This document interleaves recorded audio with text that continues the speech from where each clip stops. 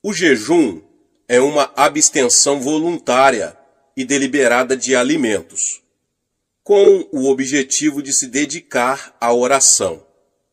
De um modo geral, no jejum, nos abstemos apenas dos alimentos sólidos, mas em algumas ocasiões nos abstemos de água também, por curto período de tempo. No Sermão do Monte, Jesus ensinou aos seus discípulos como o jejum deve ser observado. E nesse ensinamento, ele inclui também instruções sobre a finalidade do jejum. Nunca deveria ser feito para impressionar aos outros. Tudo indica que ele acreditava que os discípulos iriam jejuar, pois disse: quando jejuardes, e não se jejuardes. Ele próprio nos deu o exemplo.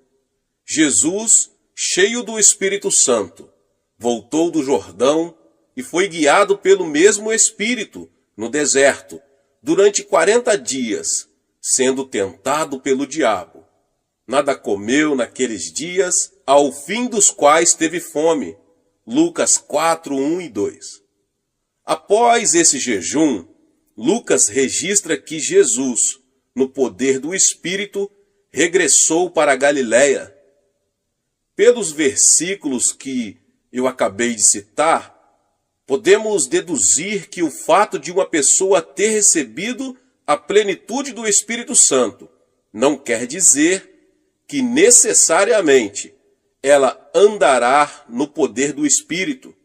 Acredito que o meio pelo qual se obtém poder, principalmente poder em oração, é jejuar e orar. O ministério de Paulo também começou com jejum e oração.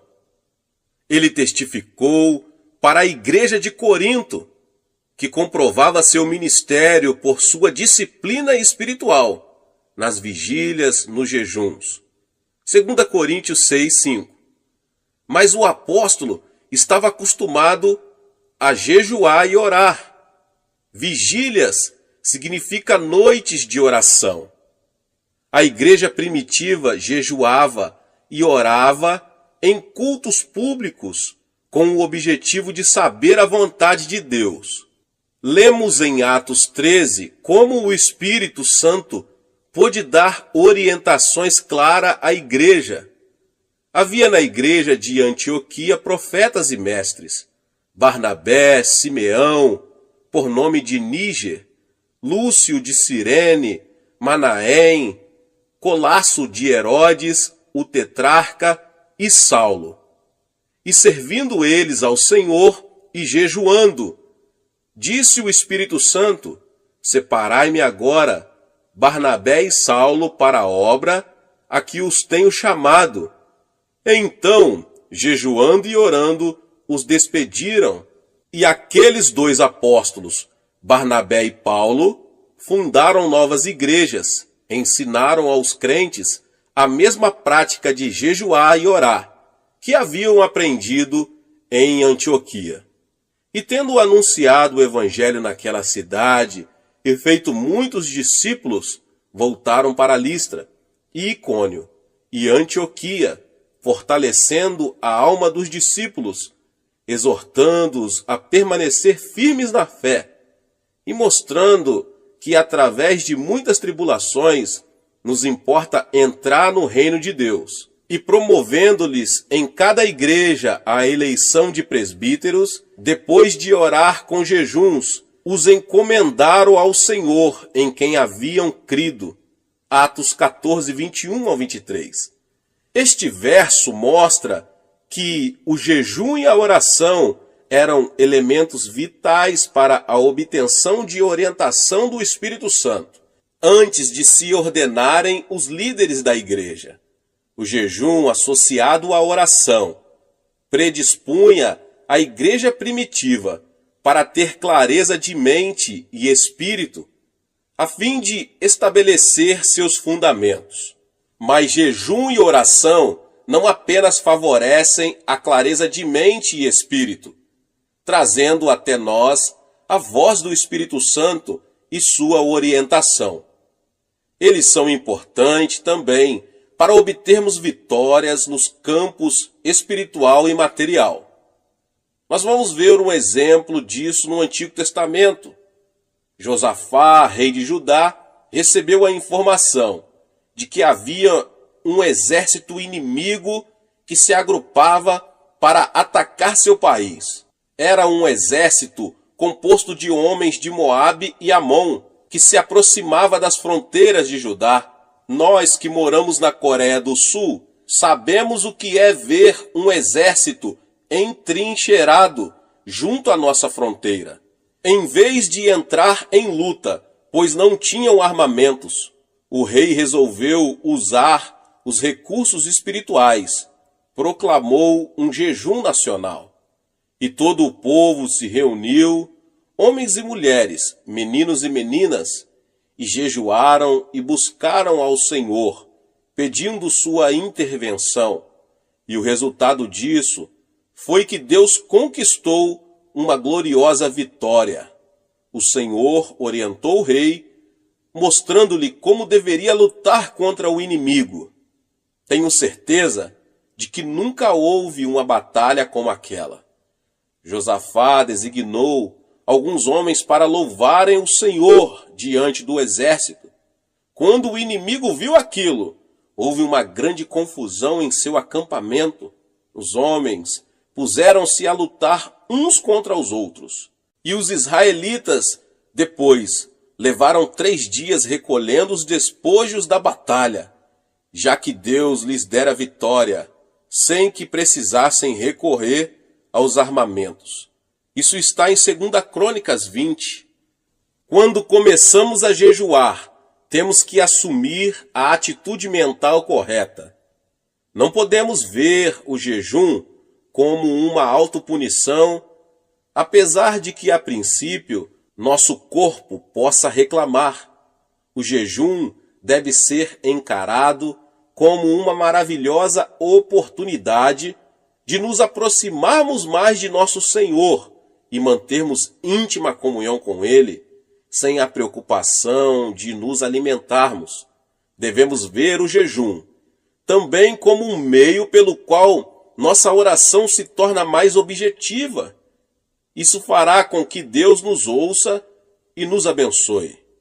Quando encaramos o jejum dessa maneira, ele se torna mais fácil. Geralmente, oriento os crentes a começarem com um jejum de 3 dias. Depois que se acostumam a um jejum de 3 dias, eles são capazes de jejuar por um período de 7 dias. Daí, passam para jejuns de 10 dias. Alguns já chegaram a jejuar 40 dias, mas não incentivamos isso com frequência. Através do jejum e oração, o crente se torna mais sensível espiritualmente em relação a Deus e passa a ter mais poder para combater as forças de Satanás. Como é que isso funciona? O desejo pelo alimento é um fator básico em todas as criaturas vivas. É uma das maiores forças motivadoras que atuam em nosso corpo, mesmo antes de nascermos. As criancinhas já nascem com um instinto natural de buscarem o seio materno. Se pudermos associar esse intenso desejo natural a um anseio espiritual de mantermos comunhão com a nossa fonte espiritual, o resultado é uma intensidade maior. Esse é o objetivo da oração e jejum. Somando nosso desejo espiritual ao natural, podemos fazer com que a preeminência de nossa oração chegue ao trono de Deus com tanta intensidade que Ele nos ouvirá e atenderá. O anseio espiritual é um fator básico da oração. Agrada-te do Senhor, e Ele satisfará os desejos do teu coração. Salmos 37:4. Por isso vos digo que tudo quanto em oração pedirdes, Crede que recebestes e será assim convosco. Marcos 11, 24. Portanto, quanto mais forte for nosso anseio em relação a um pedido, mais eficiente será nossa oração. Na minha experiência pessoal, não percebo nenhuma mudança significativa no organismo no primeiro dia de jejum. No segundo, porém, a fome aumenta bastante. No terceiro e quarto dias, o organismo já começa a exigir alimento. E aí começamos a sentir todos os efeitos físicos da abstinência. Após o quinto e o sexto dia, o organismo já se ajusta à nova circunstância e nos sentimos melhor. O que acontece é que o corpo passa a queimar as reservas de gordura que possui. Após o sétimo dia, a fome desaparece, embora o corpo já esteja bem mais fraco. Contudo, obtemos uma clareza de mente e uma liberdade em oração bastante incomum. Quando jejuamos, Deus vê nossa sinceridade em nos humilharmos voluntariamente e atende a ela. Na medida em que um indivíduo, cidade ou nação deliberadamente se humilham e afligem a alma, Deus libera sua misericórdia e graça. Como vemos em muitos exemplos do Antigo Testamento, Deus lutou pelo povo e Israel, sempre que este se humilhou diante dele. Satanás está sempre querendo nos atingir. Quando sucumbimos frente aos nossos desejos carnais, ele não pode vencer a barreira de proteção que é o sangue de Cristo, mas podemos dar-lhe acesso à nossa pessoa quando pecamos. Paulo diz que Satanás é o príncipe da potestade do ar, ou da atmosfera que circunda a terra. E na epístola de Judas lemos o seguinte: ora, estes da mesma sorte, quais sonhadores alucinados, não só contaminam a carne, como também rejeitam governo e difamam autoridades superiores. Contudo, o arcanjo Miguel, quando contendia com o diabo e disputava a respeito do corpo de Moisés, não se atreveu a proferir juízo infamatório contra ele. Pelo contrário, disse: o Senhor te repreenda. Estes, porém, quanto a tudo o que não entendem, difamam, e quanto a tudo o que compreendem por instinto natural, como brutos sem razão, até nessas coisas se corrompem. Judas capítulo 1, 8 ao 10. Os versos que eu acabei de citar revelam um fato muito significativo sobre nosso adversário, o diabo. Satanás é um príncipe com um poder considerável. E Judas diz também que ele não pode ser tratado levianamente, como alguns crentes costumam fazer.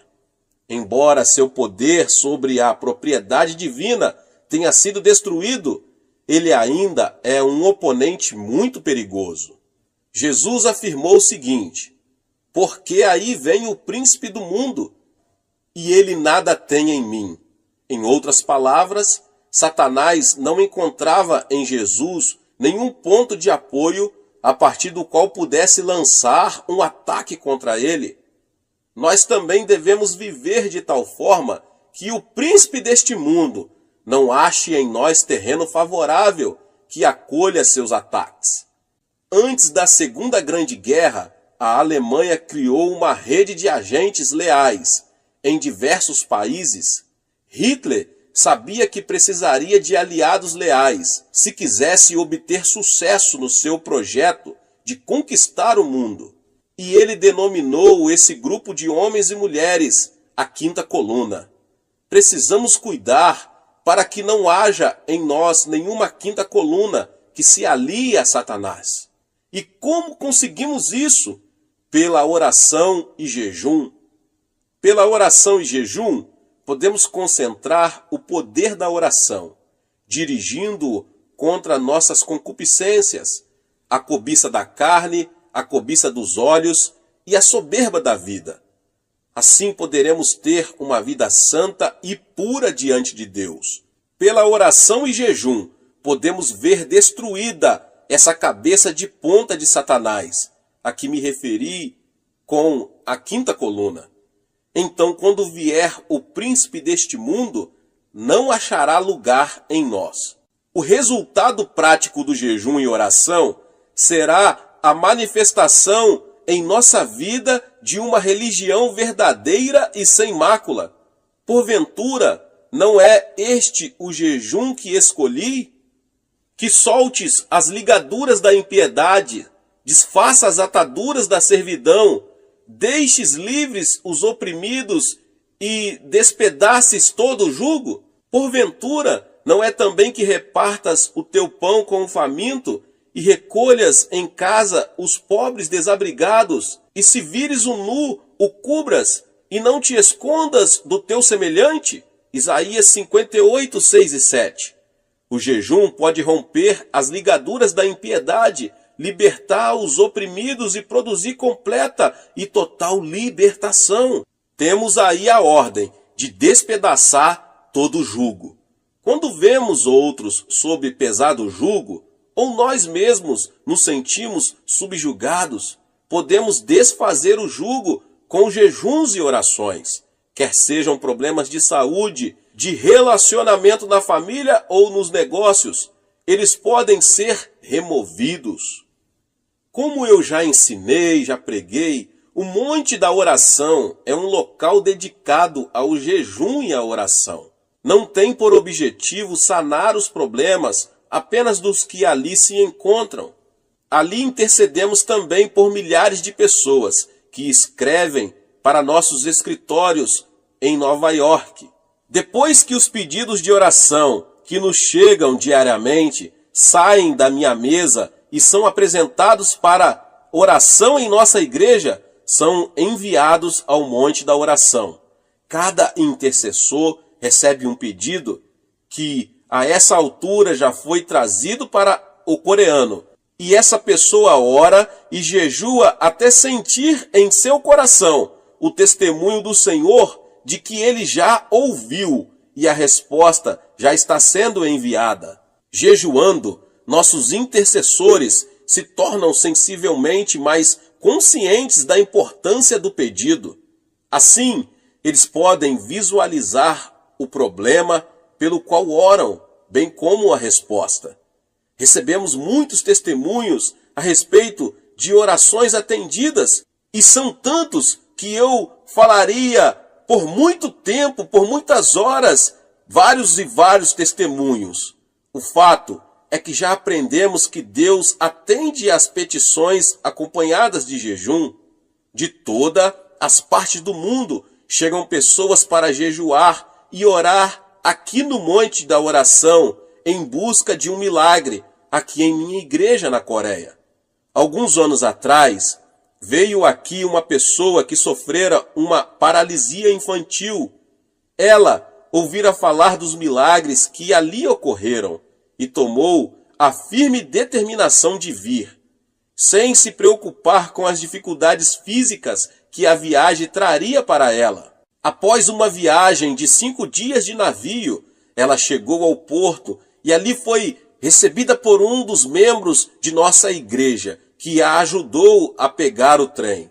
E essa pessoa, uma jovem de 23 anos, chegou com a esperança de voltar a caminhar. Sob o ponto de vista das circunstâncias naturais, isso era impossível, meus irmãos e irmãs. Ela ficara aleijada aos 3 anos de idade. Mas com Deus, todas as coisas são possíveis, glória a Deus. Assim que chegou, ela começou a edificar sua fé pela leitura da palavra de Deus, procurando ali todas as suas promessas. Como estava com a intenção de ficar aqui 3 meses, separou 2 dias da semana para jejuar.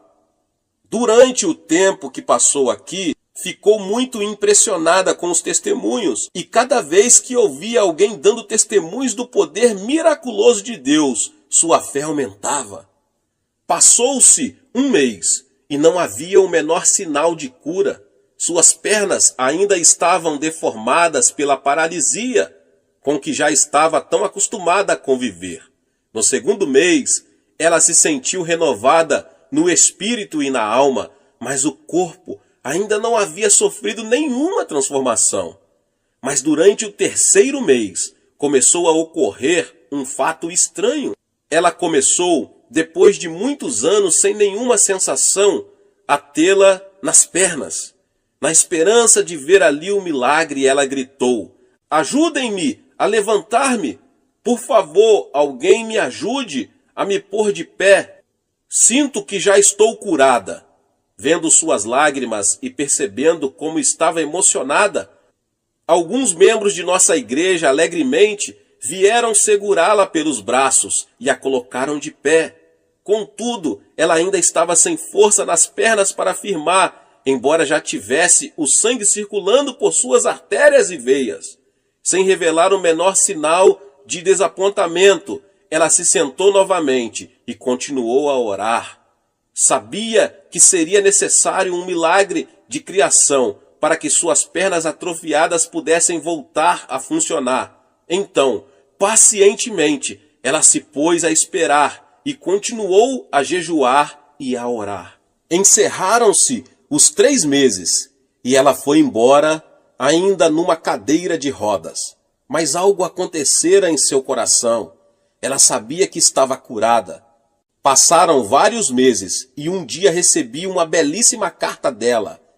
Dr. Cho, escreveu ela, agora já posso caminhar. Ainda estou mancando um pouquinho, mas consigo andar. Acredito que até isso irá desaparecer em breve, afirmava ela com uma fé firme. Esse é apenas um dos muitos milagres que aconteceram no Monte da Oração. Mas isso quer dizer que todas as pessoas que orarem e jejuarem no Monte da Oração ficarão curadas? Evidentemente, a cura não é tão simples assim. Algumas pessoas são curadas imediatamente, enquanto outras levam algum tempo para isso. Mas já descobri que quando uma pessoa tem grande dificuldade para ser curada, muitas vezes está abrigando rancor no coração. Porque se perdoardes aos homens as suas ofensas, também vosso Pai Celeste vos perdoará. Se, porém, não perdoardes aos homens as suas ofensas, tampouco vosso Pai vos perdoará as vossas ofensas. Mateus 6, 14 e 15. Muitas pessoas têm sido prejudicadas por familiares, sócios ou amigos e buscam justiça, como acreditam que a justiça deve ser buscada. E se não for feita justiça dentro dessas circunstâncias, elas se tornam amarguradas e cheias de ódio. Muitos desses indivíduos podem ter sintomas físicos que podem ser diretamente relacionados com essa atitude de rancor. Eles criam uma raiz de amargura que produz toxinas que passam ao seu organismo e assim começam a sofrer distúrbios mentais e físicos.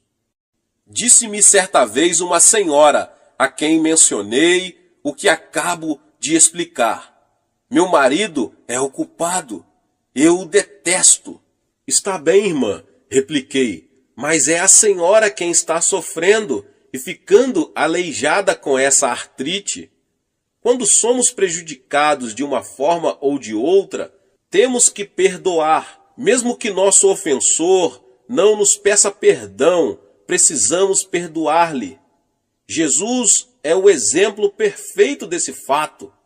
Quando ele estava pregado na cruz, ninguém lhe pediu perdão. Pelo contrário, eles estavam zombando dele e o atormentando, mas ele disse: Pai, perdoa-lhes. Portanto, o perdão não é um ato opcional, é um mandamento. Não é uma ação que praticamos ocasionalmente, é a maneira como vivemos diariamente. Quando perdoamos a uma pessoa que nos causou algum mal, estamos permitindo que o Espírito Santo coloque convicção de erro naquele que nos prejudicou. Nada escapa aos olhos de nosso Pai Celeste. Ele conhece todas as intenções, as motivações do coração. O Espírito Santo pode convencer de pecado, da justiça e do juízo. Bem, voltamos à história que eu acabei de dizer sobre a senhora. Aquela senhora que estava em meu gabinete era casada havia vários anos. O marido a abandonara e vivia com outra mulher. E essa irmã estava passando por sérias dificuldades, pois tivera que assumir o sustento dos filhos. Agora estava ali querendo cura para a sua paralisia. O Espírito Santo orientou-me para que lhe perguntasse: a senhora já perdoou o seu marido? Não, não posso. Eu o detesto, respondeu chorando, sem conseguir controlar as lágrimas. Mas a senhora tem de perdoar-lhe, continuei. Assim seu coração ficará livre dessa amargura que está impedindo que seja curada, e liberará o Espírito Santo para que opere na vida dele. Instantes depois, ela resolveu perdoar-lhe e voltar ao monte da oração para jejuar e orar. No domingo seguinte, após um de nossos cultos, ouvi alguém bater à minha porta. Convidei a pessoa para entrar e vi um homem de aparência muito séria, acompanhado de uma senhora. Pastor, disse ela, este é meu marido, por quem temos estado orando. A mulher mal conseguia conter as lágrimas ao virar-se para ele e dizer: conte ao pastor o que aconteceu. Pastor Cho, disse ele, será que Deus poderá perdoar-me? Sou um grande pecador. Em seguida, ele narrou o que se passara. Há uma semana comecei a ter uma profunda sensação de culpa quando estava em casa com outra mulher. Não conseguia suportar a pressão interior que sentia. De repente, comecei a pensar na minha esposa e filhos que abandonara, e não conseguindo me livrar do senso de culpa que sentia. Quando chegou o domingo, resolvi vir à igreja com a esperança de receber perdão e me sentir melhor. Ali, então, vi minha esposa sentada do outro lado do salão. Naquele momento, resolvi pedir perdão a ela e a Deus. Será que Deus poderá perdoar-me? Claro, Ele pode perdoar-lhe, respondi. Em seguida, orientei-o para fazer uma oração, e ele aceitou a Jesus como seu Senhor e Salvador. Que alegria maravilhosa ver aqueles dois novamente unidos em Cristo Jesus. Aquela mulher continuou a jejuar e a orar, e mais tarde pôde sair de sua cadeira de rodas completamente curada. Mas ela já fora curada interiormente por causa do perdão, antes mesmo de ser curada fisicamente pela cura divina. Não quero dizer com isso que todas as pessoas que estão aleijadas ou com algum empecilho estão sofrendo devido a problemas de rancor. Contudo, muitas poderiam ser curadas se apenas se dispusessem a aprender a perdoar.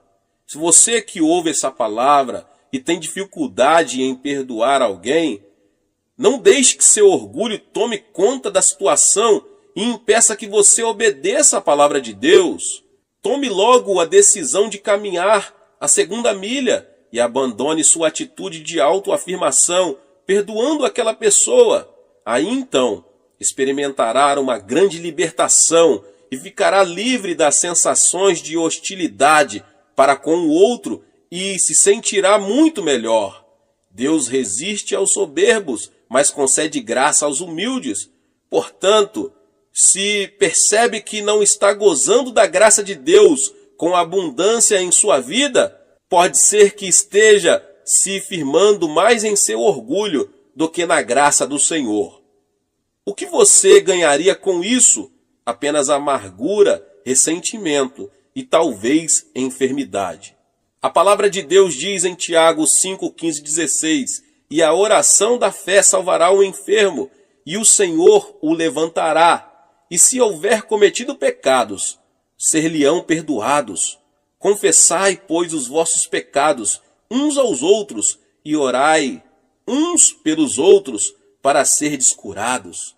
Hoje em dia, os psicólogos, médicos e psiquiatras afirmam que a atitude mental de seus pacientes tem um peso muito grande na cura deles.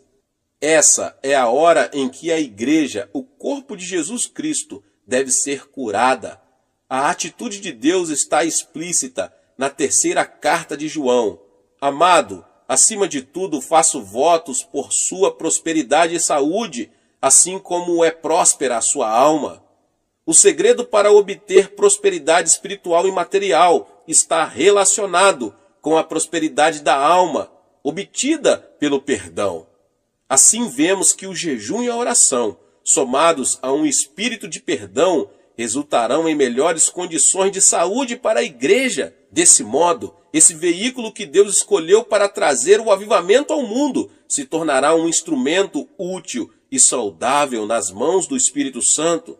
Neste final do século XX, nós nos encontramos diante de um grande desafio e também de uma grande oportunidade. O de que precisamos é pessoas mais consagradas, mais dispostas a perdoar, sacrificar-se, a obedecer a Deus e a comprometer-se profundamente com Deus.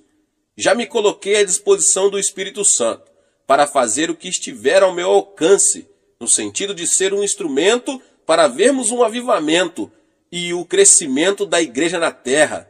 Você quer se colocar ao meu lado e assumir essa posição em Cristo Jesus? Glória a Deus! Aleluia! Você será tremendamente abençoado, e todos os que tiverem ao seu redor, sua cidade, sua igreja, sua família, serão também tremendamente abençoados pela sua decisão de buscar o Senhor. Aleluia! Deus abençoe a sua vida, glória a Deus. Se você chegou aqui pela primeira vez e ainda não é inscrito no canal, se inscreva no canal, ative o sininho das notificações para você não perder todos os vídeos que são postados aqui no canal. Deixe também o seu like e não esqueça de compartilhar com mais pessoas esta palavra. Nos vemos nos próximos vídeos. Amém! Seja membro do canal Vinícius Siqueira e obtenha benefícios que só os membros têm.